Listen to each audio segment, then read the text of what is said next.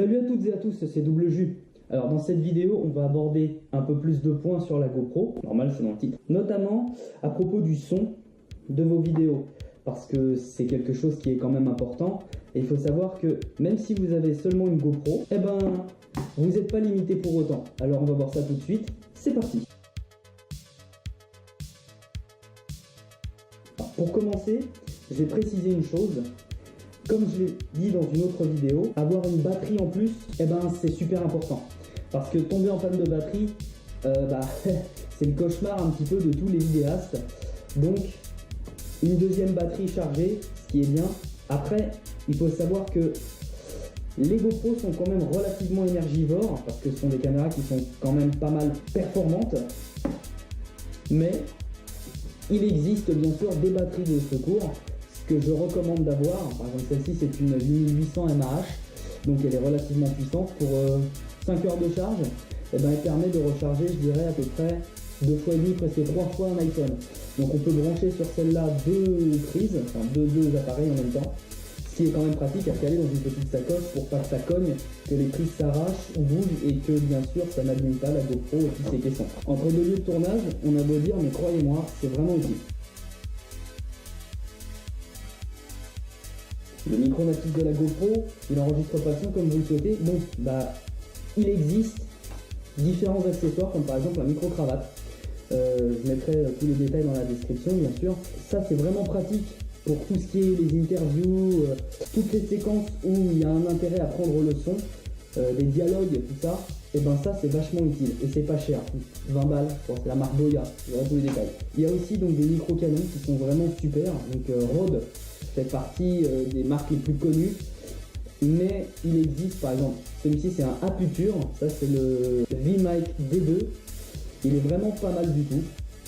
Le son est clair comme le cristal, molette de sensibilité réglable, vous avez une bonnette pour les prises de vue en extérieur s'il y a du vent.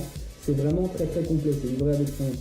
Enfin, moi j'ai pris l'accessoire en plus, qui est vraiment super. On peut le mettre sur un trépied, on peut le prendre à la main, il y a une poignée ergonomique, c'est vraiment super bien pensé et super accessible, je crois pour une centaine d'euros à peu près. Il faut savoir que selon votre modèle de caméra, par exemple si c'est une Hero 4, il faut un adaptateur pour les micro-cravates.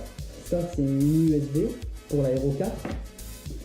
Et pour par exemple la Hero 5 Black avec laquelle je suis en train de filmer, eh bien c'est de l'USB-C, donc il existe différents adaptateurs, vous pouvez en trouver à 50 balles ces petits boîtiers comme ça coudés, mais il y a beaucoup moins cher. Sur Amazon, moi j'ai trouvé, alors c'est livré par deux, et il y en a eu pour 12 balles, un truc comme ça, donc franchement ça vaut pas la peine de payer je sais pas combien, alors qu'on peut trouver un truc à vraiment pas cher et qui fait le taf quoi.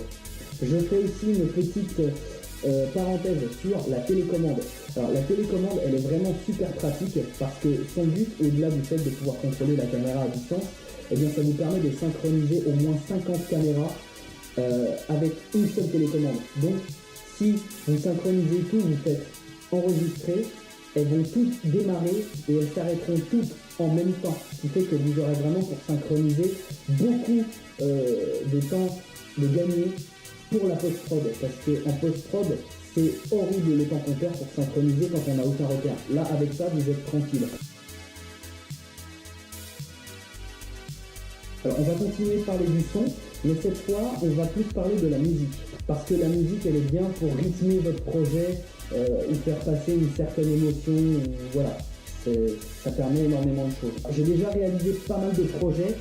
Ceux qui sont sur cette chaîne ne sont pas la totalité de ceux que j'ai réalisés, parce que j'en ai fait des projets personnels qui m'ont permis d'apprendre que même si on est tenté au début, c'est normal, de couper le son de la vidéo pour mettre sa musique sur une séquence qu'on a filmée, c'est dommage parce que ça fait amateur.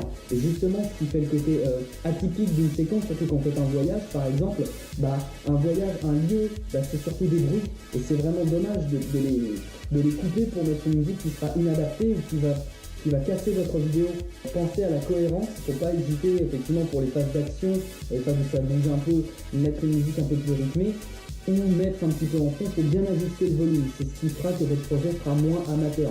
C'est rien de pire que de regarder une vidéo en se disant merde, ça a été fait sur Movie Maker, alors là c'est... Allez, plus personne utilise Movie Maker, c'est même plus sur les PC maintenant. Donc il y a des logiciels qui vous permettent de faire quand même des choses pas mal, même pour des amateurs. Moi par exemple, j'utilise pas Premiere, pas encore, je pense m'y mettre, je vais pas, voilà.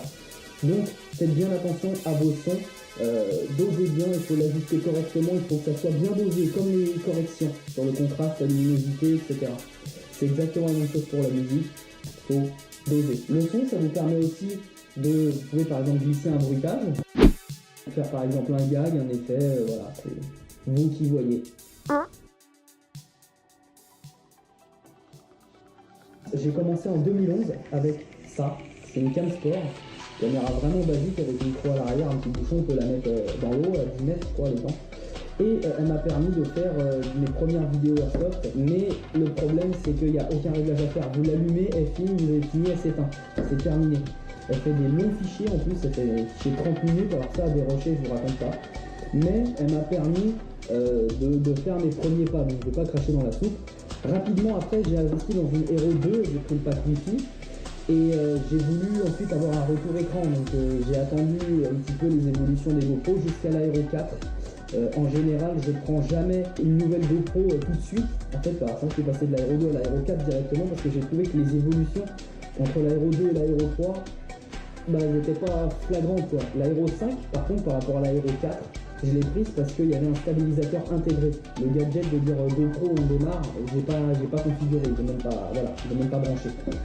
Donc je vois aussi l'achat de mon matériel en fonction de mes besoins, pas dire bah tiens c'est cool je vais l'acheter et puis au final jamais s'en servir. Au début j'ai fait des premières vidéos comme vous pouvez le voir sur la chaîne, des vidéos airsoft et je m'en suis très vite un petit peu désintéressé, c'est pour ça que j'ai énormément de rushs qui sont pas encore sortis, je vais les sortir petit à petit sur une autre chaîne dont je vous parlerai un peu plus tard. Avec un ami, on va faire une deuxième chaîne. J'ai voulu filmer de plus en plus de belles choses, voilà, j'ai fait un voyage à Naples par exemple, donc j'ai mis quelques extraits dans la toute première vidéo. Et voilà, j'ai vraiment eu envie de filmer des belles choses, de les mettre de les mettre bout à bout pour raconter un petit bout d'histoire. C'est comme ça que petit à petit, j'ai évolué et que je continue à évoluer puisque là, je viens de changer ma config, j'ai pris un PC plus costaud, qui commençait à dater. Et puis je compte changer de logiciel de montage parce que je veux faire un peu de motion design, tout ça. Donc voilà, l'évolution et ça continue encore aujourd'hui. Il faut savoir aussi, je me suis servi de YouTube comme d'un outil. C'est-à-dire que c'est une plateforme où on peut trouver des vidéos qui sont soit bonnes, soit mauvaises. Il y a toujours un petit peu de bon, je pense, à prendre dans une vidéo. Pomper une vidéo, comme je l'ai dit, c'est pas bien. On trouve un concept, puis on se fait copier, c'est comme si, voilà, quand par exemple le joueur du grenier, il a sorti son concept, waouh, c'était un truc de fou quoi. Voilà, il a évolué comme beaucoup de chaînes. Squeezie c'est pareil. Enfin, je pense ces exemples-là, parce que c'est des youtubeurs qui m'inspirent énormément, par exemple le fesseur de films, le pilote ou Alan, j'aime beaucoup ce qu'il fait, il me fait rire, il fait vraiment des beaux voyages, il fait des belles images, on voit au fur et à mesure, je vous invite à aller voir sa chaîne, je vais mettre le lien dans la description. Il faut que votre projet vous plaise, il faut que vraiment vous vous amusiez et que ça corresponde vraiment à vos attentes. Faut hésiter à la retravailler pour qu'il devienne vraiment comme vous le souhaitez avant de le présenter. Pour avoir vraiment quelque chose à raconter. Bon, si c'est pour raconter ce qu'on a fait la veille ou ce qu'on a bouffé le midi, il n'y a pas d'intérêt pour raconter une histoire, il faut qu'il y ait un intérêt. Il ne faut pas hésiter à faire du jump cut. Donc ça, on verra un peu plus tard, je vous expliquerai ce que c'est le jump cut. Pour terminer, je vais vous parler de ce bouquin rapidement, donc je l'ai trouvé au Salon de la Photo. Alors ça s'appelle Maîtriser sa GoPro, c'est aux éditions Erol, et il est vraiment super bien fait, il est très bien expliqué, il est très bien illustré. Vous avez par exemple, une page vite fait, voilà, par exemple pour des exemples de vidéos, quand il vous explique les réglages, et vous pouvez flasher avec votre téléphone le code et ça vous envoie directement sur YouTube vers la vidéo, pour que vous puissiez comprendre un petit peu. Ça vous aidera pour vous-même, pour vos projets à vous.